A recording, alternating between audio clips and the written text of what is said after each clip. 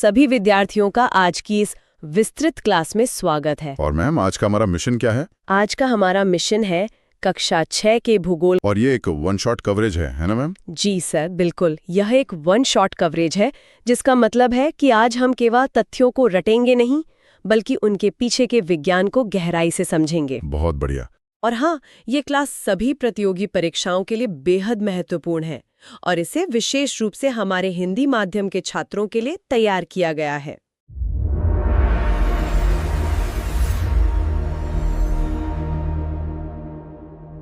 देखिए स्टूडेंट्स, अगर हम पूरे सौर मंडल यानी अपने सोलर सिस्टम की तरफ देखें ना, तो पृथ्वी कोई आम ग्रह नहीं है। सही कहा, ये बिल्कुल यूनिक है। हाँ, ये एकमात्र ऐसी जगह है जहां जीवन संभव है। और इसका कारण कोई जादू वादू नहीं है, बल्कि एक परफेक्ट बैलेंस है। जीवन के लिए जो 3 सबसे आवश्यक तत्व हैं, भूमि यानी लैंड, जल यानी वाटर और हवा यानी एयर, ये तीनों सिर्फ और सिर्फ हमारी पृथ्वी पर एक आदर्श अनुपात में मौजूद हैं। मतलब अगर इनमें से एक भी तत्व गायब हो जाए तो पृथ्वी सीधे मार्स या वीनस जैसी बन जाएगी, है ना सर? एग्जैक्टली।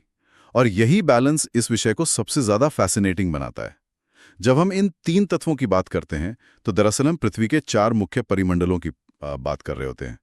इसमें जो सबसे पहला ठोस हिस्सा है ना, उसे हम भूमंडल या लिथोस्फीयर कहते हैं। तो ये वही ठोस चट्टान और मिट्टी की परत है जिस पर हम चलते हैं, राइट? ये ग्रह का एक बेस या आधार तैयार करती है। बिल्कुल मैम, और उस आधार के ऊपर आता है दूसरा मुख्य परिमंडल, जलमंडल, जिसे हम हाइड्रोस्फीयर भी कहते हैं।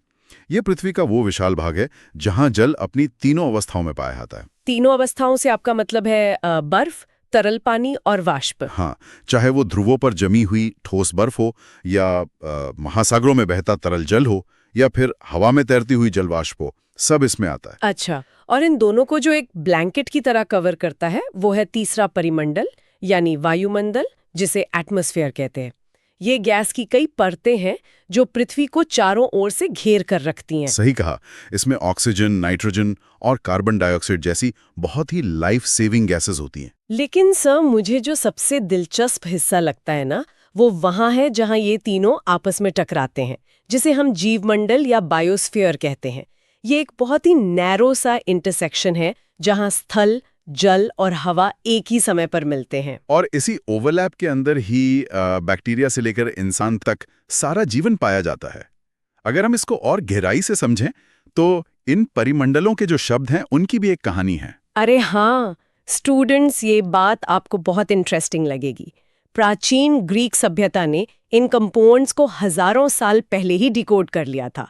जैसे ग्रीक भाषा में लिथोस का अर्थ होता है पत्थर या चट्टान, तो वहां से नाम आया लिथोस्फीयर। सही।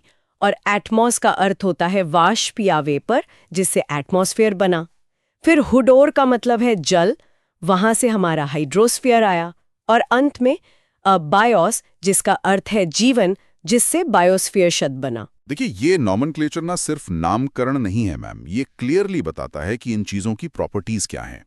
जैसे जब हम लिथोस्फीयर यानी भूमंडल को देखते हैं तो इसके 2 मुख्य हिस्से सामने आते हैं। एक तो बड़े स्थलीय भूभाग होंगे जिन्हें हम महाद्वीप या कॉन्टिनेंट्स कहते हैं। हाँ, और दूसरा हिस्सा है बड़े जलाशयों के तल, यानी महासागरीय बेसिन या ओशन बेसिन्स। ये दोनों ही दरअसल एक ही चट्टान का हिस्सा हैं, बस फर्क इतना है कि एक हिस्सा पानी के ऊपर निकला हुआ है और दूसरा पानी के नीचे डूबा हुआ है। सर, जब हम स्थल और महासागरों की बात कर ही रहे हैं तो मेरे पास एक सवाल है, और मुझे लगता है स्टूडेंट्स भी ये सोचते होंगे। जी मैम, पूछिए। जब भी हम किसी पहाड़ या जमीन की ऊंचाई नापते हैं तो हमेशा कहा जाता है कि ये समुद्र तल यानी सी लेवल से इतने मीटर ऊपर है। इसे शून्य यानी 0 क्यों माना जाता है? हम किसी फ्लैट जमीन से ऊंचाई क्यों नहीं नापते? ये बहुत ही लॉजिकल मैकेनिज्म है मैम। देखिए, जमीन की सतह हर जगह अनइवन होती है, कहीं खाई है तो कहीं पत्थर। अगर हम जमीन को आधार मानेंगे तो कोई यूनिवर्सल स्टैंडर्ड बन ही नहीं पाएगा। अच्छा, क्योंकि जमीन ऊपर नीचे होती है। सही बात। लेकिन पानी की खास प्रॉपर्टी होती है। ग्रेविटी के कारण जल हमेशा अपना लेवल ढूंढ लेता है और बराबर हो जाता है। अब क्योंकि विश्व के सभी महासागर आपस में जुड़े हुए हैं, इंटरकनेक्टेड है, इसीलिए समुद्र तल का स्तर पूरी दुनिया में एक समान होता है। ओह, तो इसी यूनिफॉर्म लेवल की वजह से हम समुद्र तल को जीरो मानते हैं। ये सच में ज्योग्राफी का एक जबरदस्त फाउंडेशन है।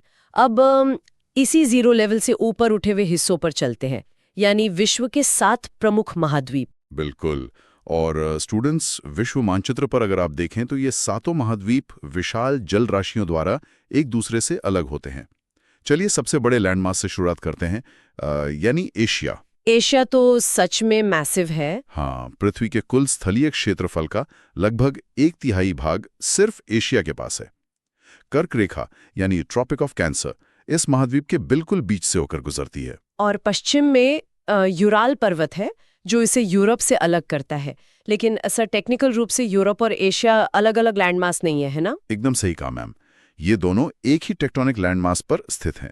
इसीलिए इनके संयुक्त भूभाग को यूरेशिया कहा जाता है।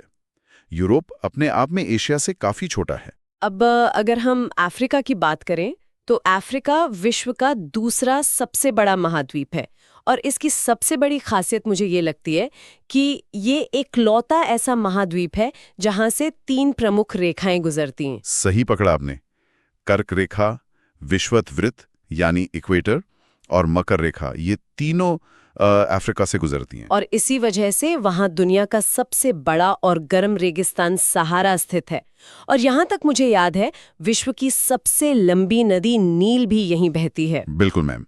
अब अगर हम अटलांटिक पार करें तो हम पहुंचते हैं उत्तर अमेरिका यानी नॉर्थ अमेरिका। ये तीसरा सबसे बड़ा महाद्वीप है और ये दक्षिण अमेरिका से एक बहुत ही पतले स्थलीय भाग से जुड़ा हुआ है, जिसे हम पैनामा स्थल संधि या इस्थमस ऑफ पैनामा कहते हैं। दक्षिण अमेरिका की ज्योग्राफी भी बड़ी कमाल की है।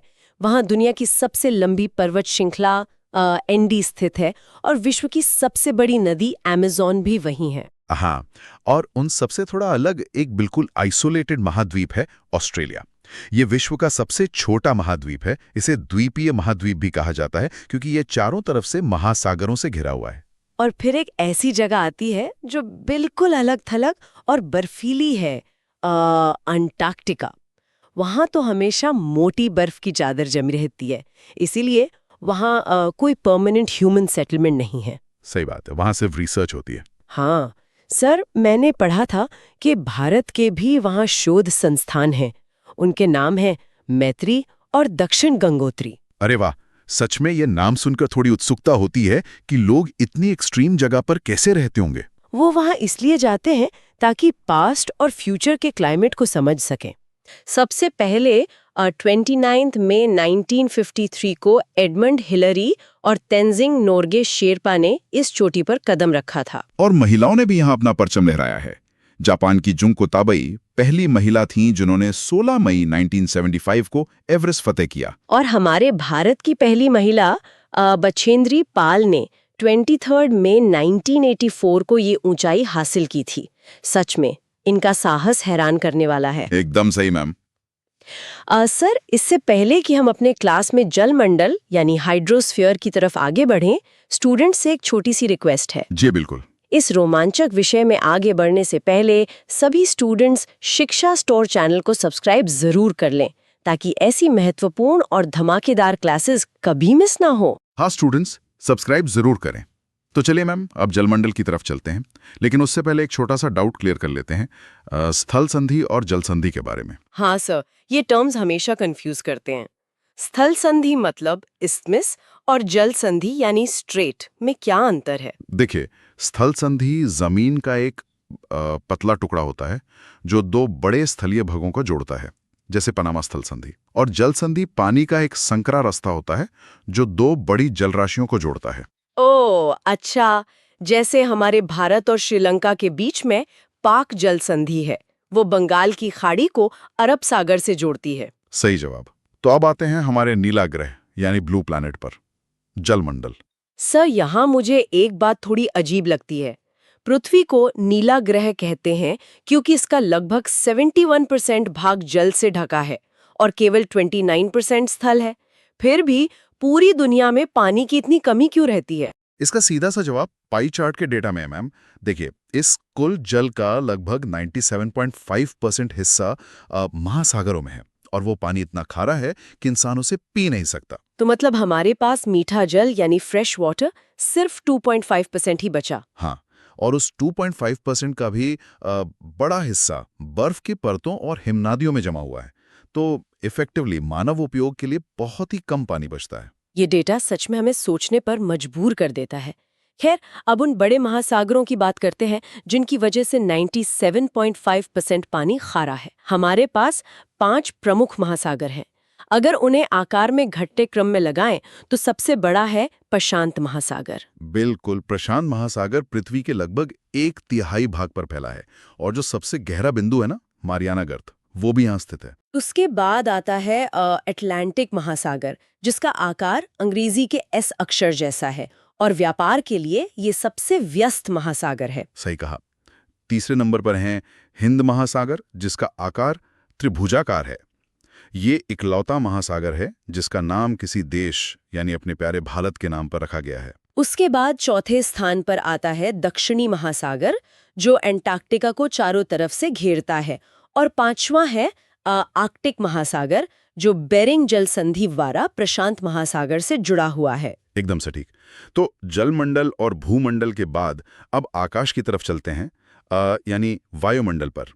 एटमॉस्फेयर लगभग 1600 किलोमीटर तक फैला हुआ है और इसमें 2 गैसें सबसे मुख्य हैं। नाइट्रोजन और ऑक्सीजन है ना? हाँ, 78% नाइट्रोजन है जो प्राणियों की वृद्धि के लिए आवश्यक है और 21% ऑक्सीजन है जिससे हम सांस लेते हैं। बाकी का 1% कार्बन डाइऑक्साइड और अन्य गैसेस हैं। सर, वायुमंडल के परतों के नाम भी स्टूडेंट्स को याद रखने चाहिए। सतह से शुरू करें तो क्षोभमंडल, समतापमंडल, मध्यमंडल, आयनमंडल और सबसे बाहर बहिर्मंडल आता है।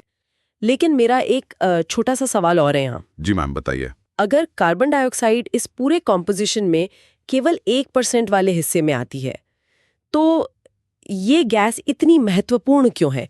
इसको लेकर इतनी चर्चा क्यों होती है? ये सवाल बहुत जरूरी है।